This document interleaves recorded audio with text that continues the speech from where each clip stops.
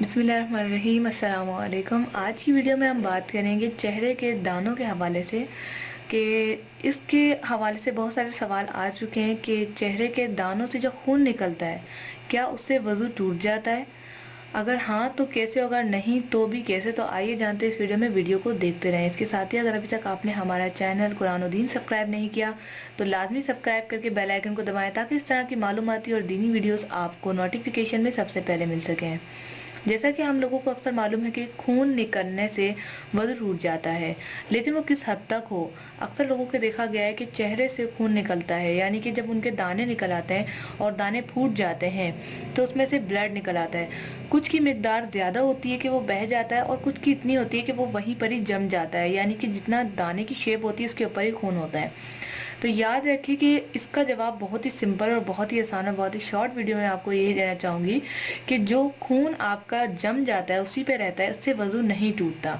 کوئی بھی خون ہو، چاہے وہ کٹ لگنے کا ہو، چاہے وہ دانے کا ہو، چاہے پھنسی کا ہو، نکل کر خون اگر بہہ گیا اور دوسری جگہ لگ گیا، اس صورت میں آپ کا وضو ٹوٹ گیا، آپ نے دوبارہ سے وضو کرنا ہے۔ لیکن اگر وہ خون وہیں جما رہا یا بہت کم مقدار تھی، بہا نہیں، مطلب بہہ نہیں گیا، اس صورت میں جو ہے آپ کا وضو جو ہے نہیں ٹوٹا۔ اگر بہہ گیا تو پھر آپ کا وضو ٹوٹ جائے گا۔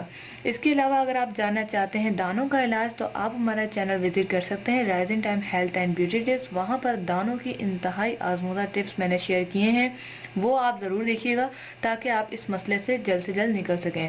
دانوں کی جو ہے کچھ امراض اس وجہ سے بھی ہوتے ہیں کہ اسکن کو صاف نہ رکھنا۔ اس کے علاوہ دانوں کی ایک بڑی وجہ یہ بھی ہوتی ہے جن لڑکیوں کے ہارمون سسٹم ہوتے ہیں یا پھر جن کی باڈی بہت زیادہ ہیٹ رہتی ہے، جن کے جگر میں مسئلہ ہوتا ہے اور جن کے معدے میں مسئلہ ہوتا ہے، ان تمام مسائل کی وجہ سے لوگوں کو دانے نکل آتے ہیں۔ تو جن لوگوں کی باڈی بہت زیادہ ہیٹ ہوتی ہے ان کے ساتھ یہ مسئلہ بہت پیش آتا ہے، جس کی وجہ سے وہ دن رات پریشان رہتے ہیں۔ تو ان لوگوں کو چھوٹی سی ایڈوائس کرنا چاہوں گی کہ ٹھنڈی چیزوں کا آپ استعمال کریں۔